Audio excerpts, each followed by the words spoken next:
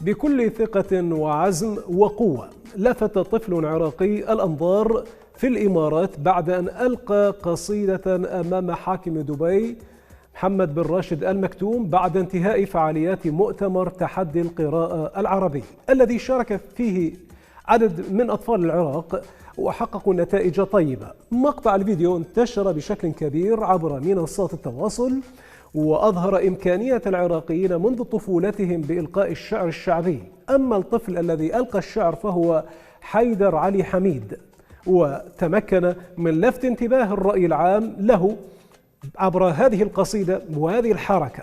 لنتابع. وليترك القرآن قلبه يصدي ولينطق حروفه بالإيمان يجلاه، سبحان ربي للروايع يهدي والفايز اللي وقت الأسحار يتلاه. أنا أحمد الله أنا أحمد الله ما تركته بودي، بين المسامع يصدح الحق وأقراه على دبي طفيت وفتح سدي، وكل من صدق لله بالكرم جازاه. الإماراتيون أشادوا بالطفل العراقي والعراق وأهله، فيما ذهب البعض الآخر منهم إلى إلقاء اللوم على الطفل وعن مديحه بحاكم دبي.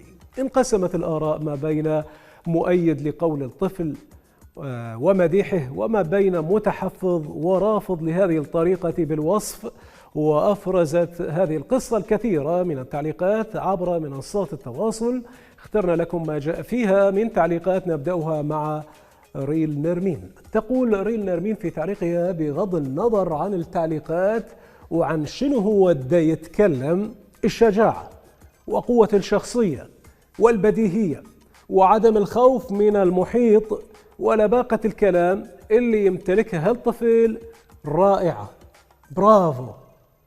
تعليق آخر من رفاه عباس تقول: يما فدوى اروح لك حبيبي، ايش قد حلو دبي من هيك تهتم بالصغير والكبير. احنا ملكة أناقة بغداد وملكة أناقة باب الشرجي وهاي السوالف، يا ريت يصير عندنا هيك اهتمام. مير الكعبي يقول: تبارك الله على فصاحة اللسان، من الصغر مستقبل كبير لابن العراق، والله كم سنة ونصير من أحسن الدول بالعالم بجهود الشباب المعدلة والمرتبة. تعليق من مرتضى يقول: مرتضى عمار ليش اللواقه؟ ترى هالرجل يستاهل يخاف على بلده، حول الإمارات من صحراء إلى أعظم دول العالم بالتطور العمراني والتكنولوجي. تخيلوا لو عندنا نسخة منا بالعراق ايش حيصير، وخاصة خيرات العراق تساعد، لكن منهوبة ما لقينا اللي يخاف على بلده مثل هالرجال. لذلك أشوف هذا مديح مو الواقع، لأن يستحق كل كلام المديح اللي بالعالم.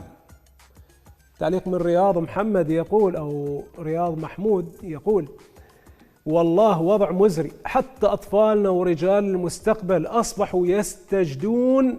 ما هذه الثقافة يا أخوان؟ علموا أولادكم على عزة النفس والافتخار بأنه ابن العراق. كلنا سنمضي ونذهب، ولكن العراق العظيم العظمة لله باقي.